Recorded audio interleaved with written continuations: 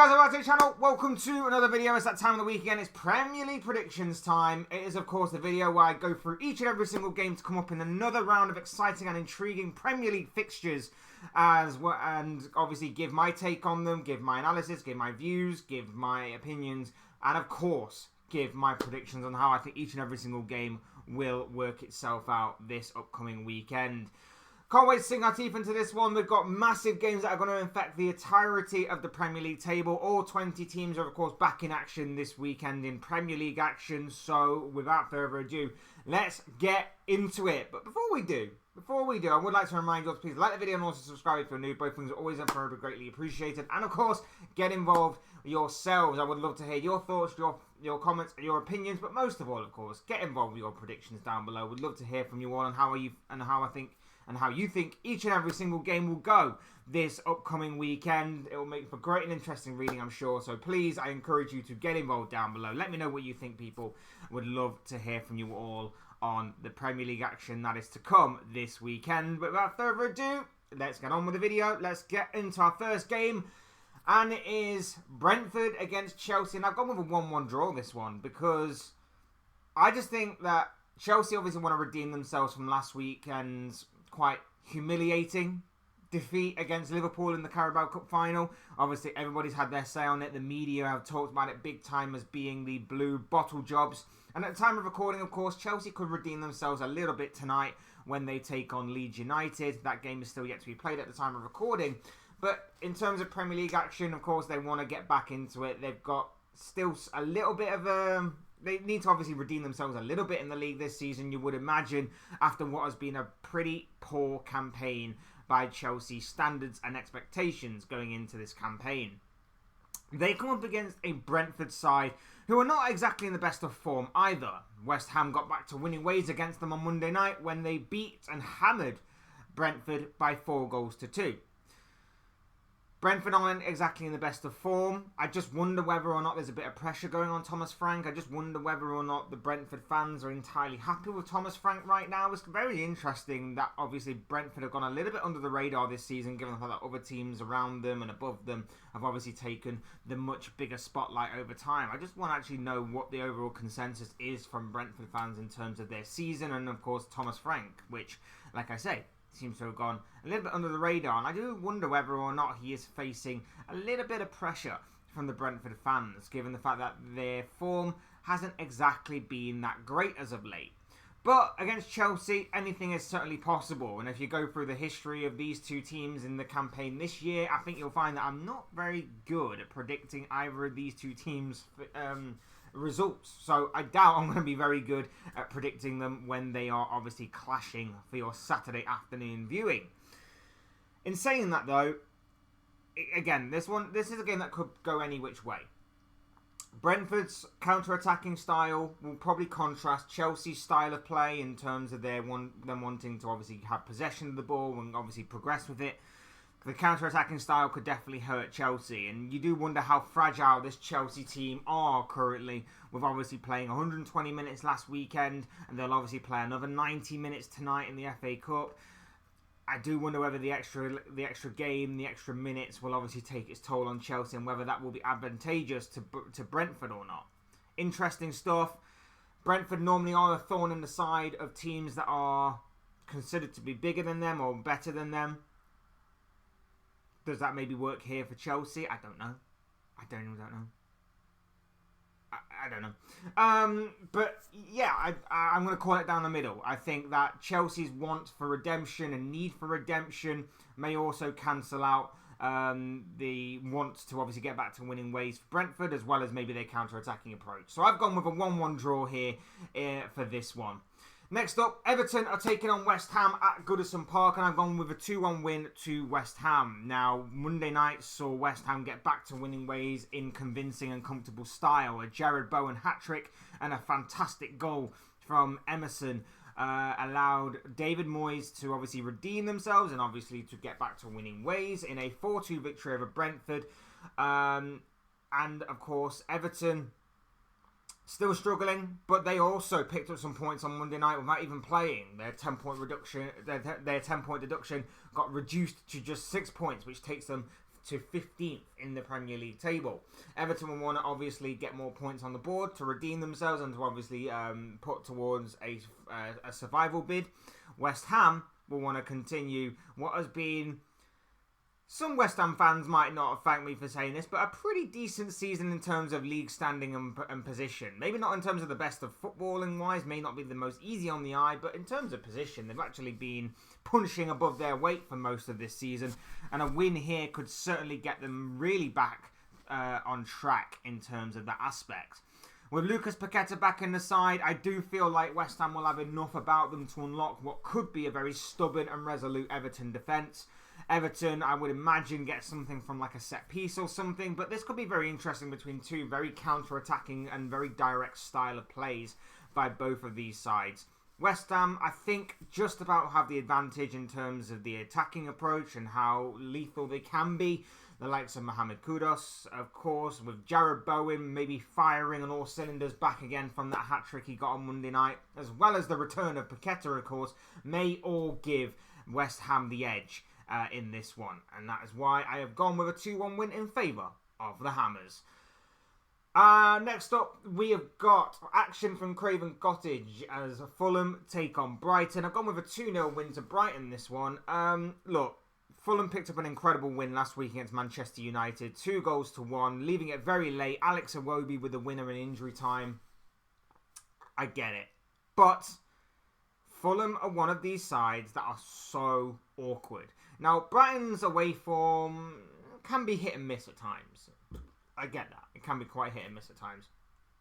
But Fulham have been hit and miss all season, and they only picked up their first win of the calendar year last week against Manchester United. Sorry to rub salt into the wounds of my United fans.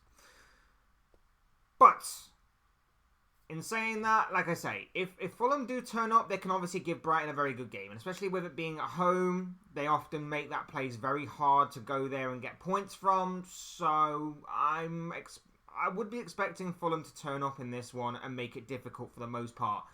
However, I think that Brighton again have the better footballing squad. I think they'll eventually break down what could be a stubborn defence by Fulham, and I think they'll eventually get a couple of goals to put Fulham away.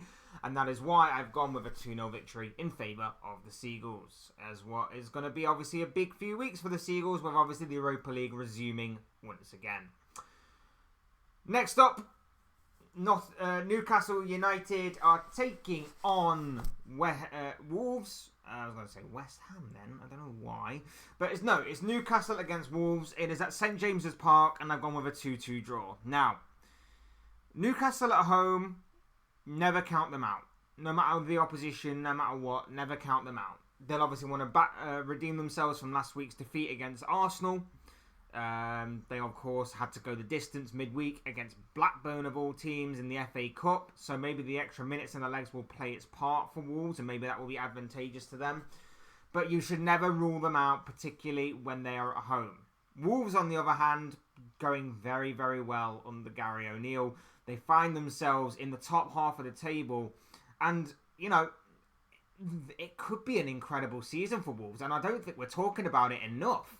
I don't think we're talking about Wolves and Gary O'Neill enough as far as this season goes. A guy that was dropped into it basically the last minute before the season began.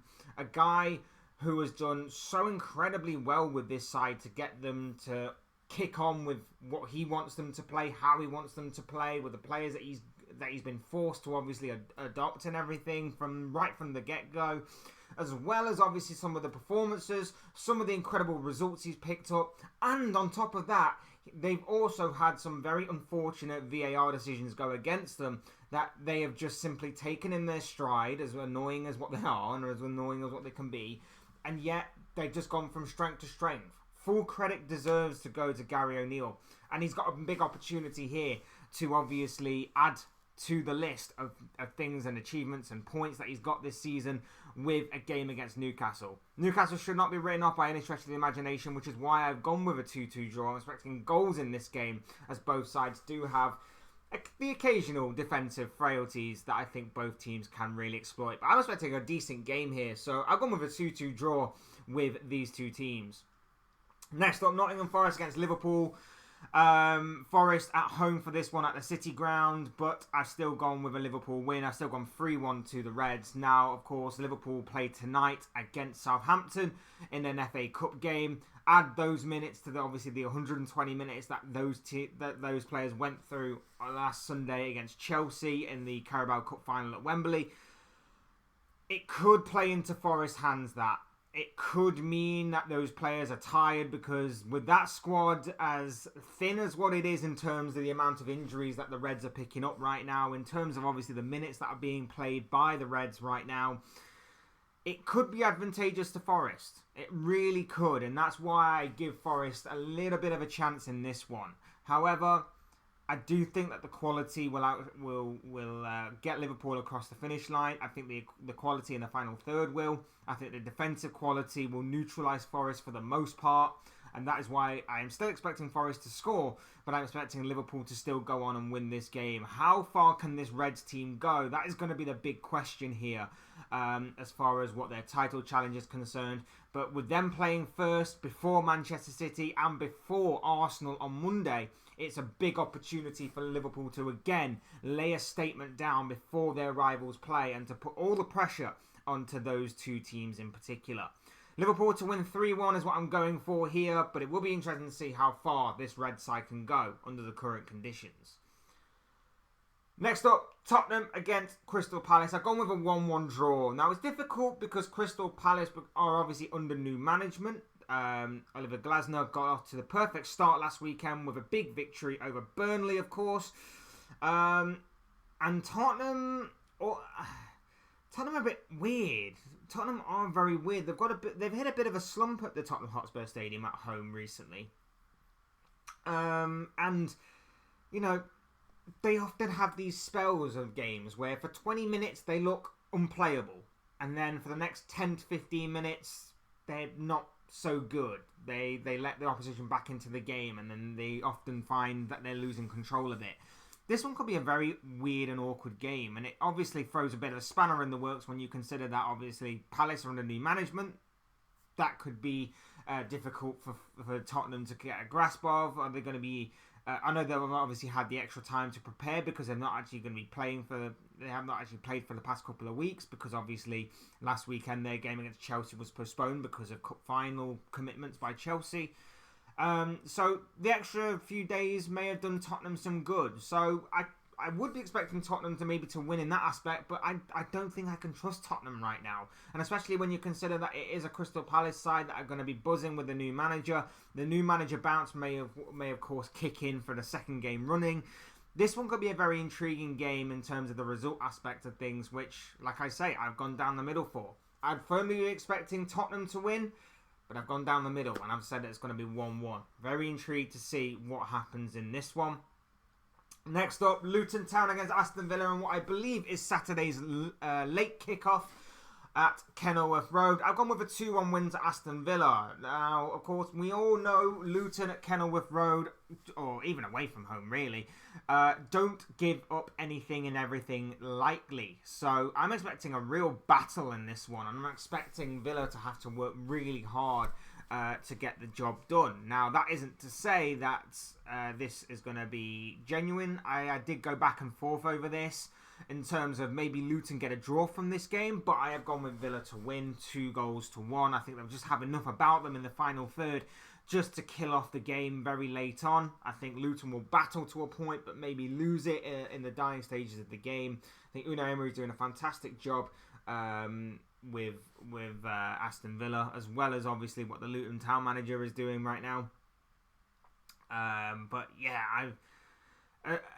as much as I admire Luton for everything that they've given us this season in terms of obviously battling for everything, never say die attitude, this whole never give up attitude, and even playing some really decent football at times by their standards, or by the expectations, should I say, of their standards. Yeah, I admire both of these clubs. So this one could make for an interesting viewing on Saturday night, but it's one that I think Aston Villa may just about get the upper hand on. Again, I'm not entirely confident, but I think I'll have to go with the percentages, and I've got to go with Aston Villa. I know Aston Villa's away form isn't incredible this season. It's not as phenomenal as their home form, but I still think Aston Villa will get the job done when it matters most. Moving on to Sunday's games, and first up, we are at Turf Moor for Burnley against Bournemouth. Big clash this one. Obviously, Burnley will want to redeem themselves and get back to winning ways. Bournemouth obviously put up a big fight against Manchester City last week, but it was all in vain in the end as City ran out 1-0 winners. Look, I want to say Burnley maybe make it interesting, maybe get something from this game. And yes, they could against Bournemouth, because Bournemouth are slightly hit and miss. As good as football as what they play sometimes, they can be a little bit hit and miss. And this is the potential banana skin kind of fixture that Bournemouth find themselves in right now. But in saying all of that, if they can continue to show the form that they showed against Manchester City, if they just take some of their chances that they had against Manchester City, it could have been a different game. If they carry all that on in this game, I have no issue with Bournemouth winning this one. I think that also Burnley, with the way that they play, will allow Bournemouth in on a few chances. It's about whether or not Bournemouth can keep them out at the other end as well. And I think Bournemouth will have the potential to neutralise them for the most part, whilst also committing damage at the other end as well. So I've gone with a Bournemouth win, 3-1. Burnley, like I keep saying all season, play some good stuff at times, but they just don't have enough quality about them in the final third or in the defensive third to obviously stop goals and stop leaking stupid goals, or to score them as well. And I think that's going to come back and bite them again here. They really need the 3 points. They really need to get back on the board and back to winning ways here. But I just don't see it happening in this game, unfortunately, for Vincent Kompany's side. We're going to skip ahead to Monday night's game. And it's Sheffield United against Arsenal. I don't really feel the need to spend too long on this, because as much as obviously I want to say Sheffield United will get something from this game, as much as I want to say Arsenal's momentum will be halted by Chris Wilder masterclass that is incoming on Monday night at Bramall Lane under the lights in Sheffield, I'd mostly be a bit deluded. I want to say Sheffield United win. I want them to do Liverpool, my club, a favour in this title race and stop Arsenal's momentum. But Arsenal are just playing some scintillating football right now. Arsenal are just unbelievable right now. Arsenal are the most informed team in the Premier League right now. And against Sheffield United, I just don't see it stopping. Unfortunately for my club and unfortunately for Sheffield United, I see another hammering on the way to Sheffield United. Arsenal are scoring goals for fun right now. They're playing some excellent football. I see it being another 5-0, and I've said all season long that I have questions about Arsenal's attacking third, and I do question Arsenal as a force going forward. And I still have a few of those questions, but they are for the most part dying out. It's going to be interesting to see what happens going forward, if they can handle the pressure or not. But like I say, for the most part, I see another hammering on the way for Sheffield United, unfortunately. And I think the Premier League's leakiest defence are going to take another battering in this one. I pray and I hope Sheffield United get something. But on Monday night, under the lights in Sheffield, I think it's going to be another hammering for Chris Wilder's side, which is why I've gone with that 5-0 victory in favour of Arsenal in this one. And finally, what a game to obviously go back to for your Sunday afternoon viewing. The main event of this round of Premier League fixtures, the biggest game of this round of Premier League action. Manchester Derby from the Etihad. Manchester City are taking on Manchester United. And I've gone with a 3-1 victory to Manchester City. Now, I feel like it could be more. I feel like it very well could be more. But if there is a game that ever Man United want to turn up to this season other than Liverpool, it is Manchester City. And if it is ever a game that they want, that they need to probably turn up for, it is this one.